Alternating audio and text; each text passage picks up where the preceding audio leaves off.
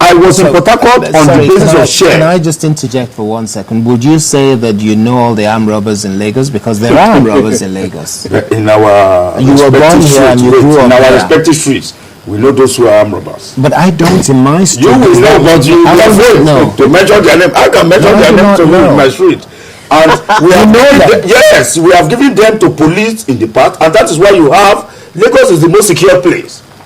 I will say without fear, it's the most difficult state to live in Nigeria. That's Lagos. But sir, even the president on several occasions has not denied the fact that these issues are obvious. And he's saying what he's saying is not an allegation, so to say, but a statement of fact. He's saying that I have this crisis on hand. I, as a president, I'm not so happy about it because some of it is beyond what I can. So he's talking about having regional cooperation with the Cameroonians. He's having regional cooperation with because it's an international crisis issue. Particularly the Gulf of Guinea. So he's brought in even the Americans. The British. Yes, the British and the because it's a very sophisticated kind of crime that is going on, particularly because of the nature of the maritime domain there, and again particularly because of the quality of the oil. It's one of the highly prized oil, so it attracts a lot of acts of brigandage in that place. But that is not the implication of that still points to the fact that it's not likely that the president will know all of those who are during Obasanjo's time, there was oil in Nigeria.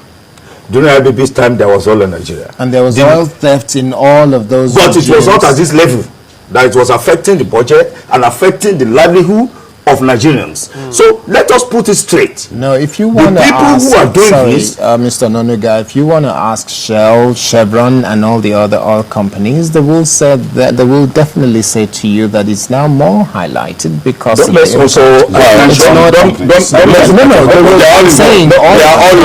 also forget a fact that Nigeria has actually lost Bakassi, and that has significant effect on the oil output. If you've noticed, a lot of the international oil companies are descaling. They're investing, they are relocating to the Cameroon, and also that gives them an opportunity also through whatever three-dimensional drilling to also go ahead still to access the oil in Nigeria. And so that also let me ask a question away from this.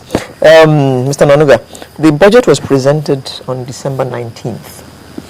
And for a number of years now, I think it's only a few years that we can point to that the budget was actually passed before the beginning of the year of its implementation.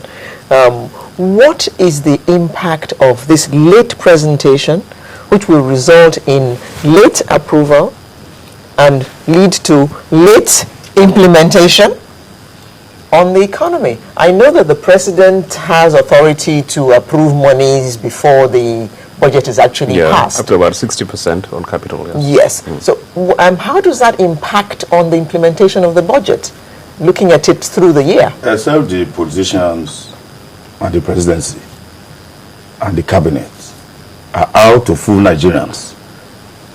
Whether it is presented early or late, the president has power to spend 60% of the presented budget. And if he has it, with or without approval. With or without approval. So, he has no reason to come back to Nigeria that is because the National Assembly did not approve it.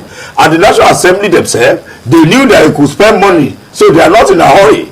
They could go on holiday when they want, they could go abroad when they want, they could tackle Boko Haram, tackle other issues. So the issue is, what is the government out to achieve by not implementing the budget? One, why must the president refuse to go to National Assembly? Because in the book of Quran, if Muhammad did not go to the mountain, the mountain will go to Muhammad. He has a reason. Maybe he found a negative reason, but it could be resolved behind the door and move to them and do what he has to do. He could have any issue in any human community setting. There are bound to be problems. That he has issue with National Assembly is a very small thing.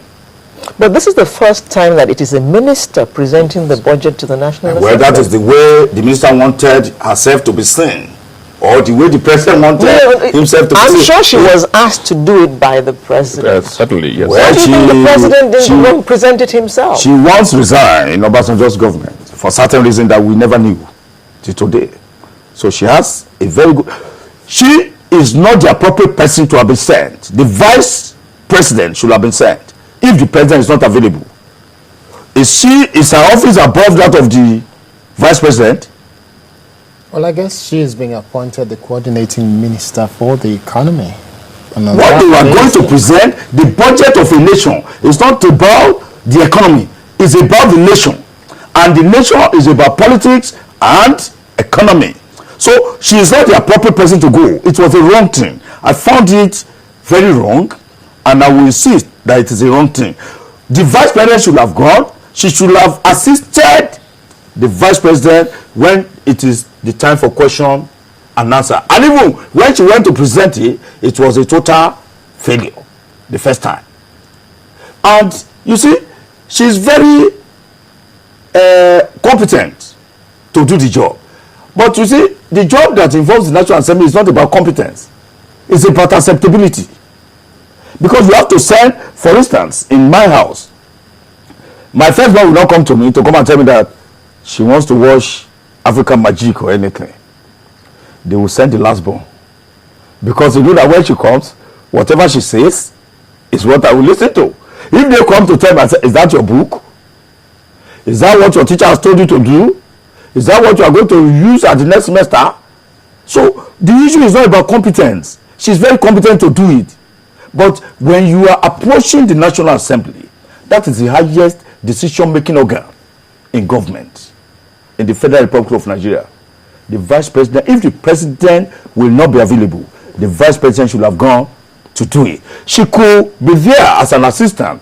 Whether she's the coordinating minister for the economy, the Nigeria budget is not about the economy.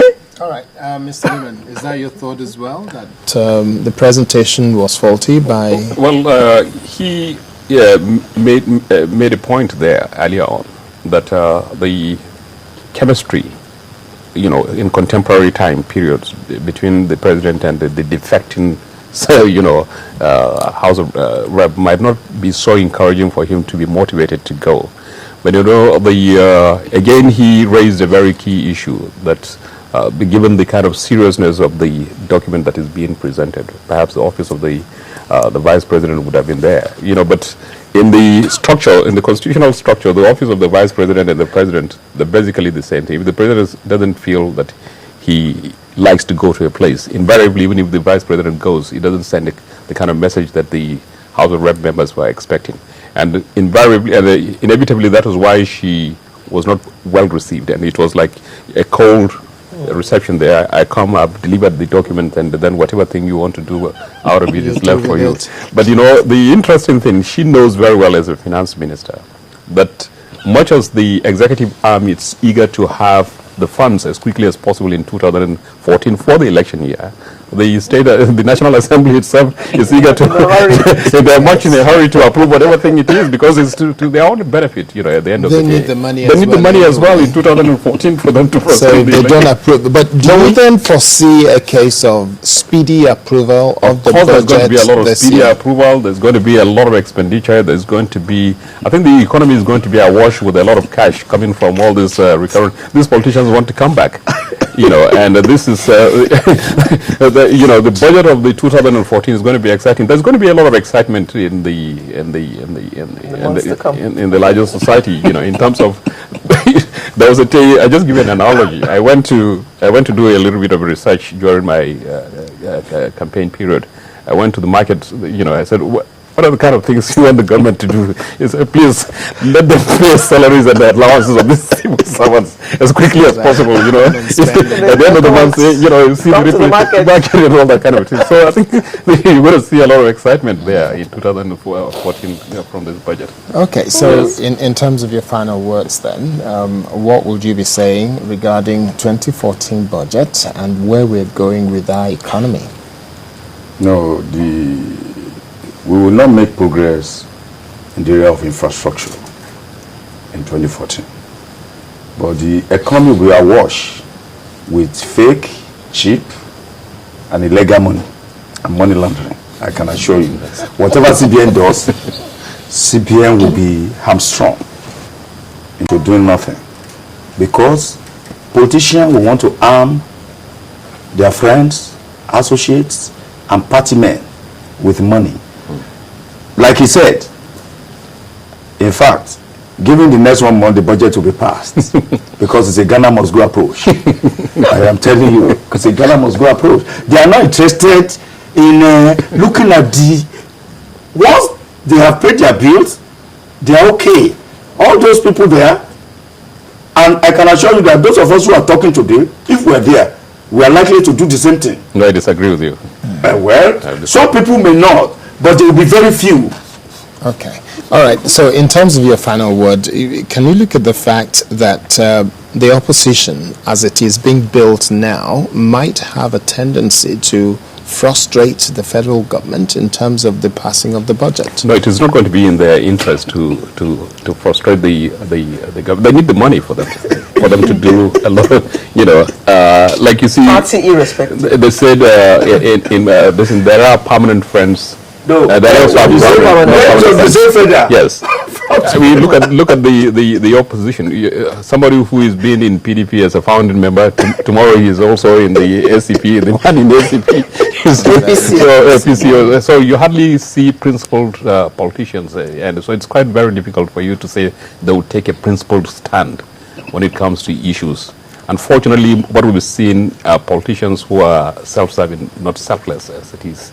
And so the budget is going to be passed very, very quickly. ASAP. Very, very quickly. Yes, that's basically what it's going to be. Okay, Thank you very much. We've been chatting with the editor-in-chief of the Financial Standard, Mr. Bola Ononuga, as well as a policy analyst, Mr. Galtima Liman. Thank you very much for coming to share your thoughts with us this morning. My great pleasure. Sunrise will return momentarily. Please don't go away.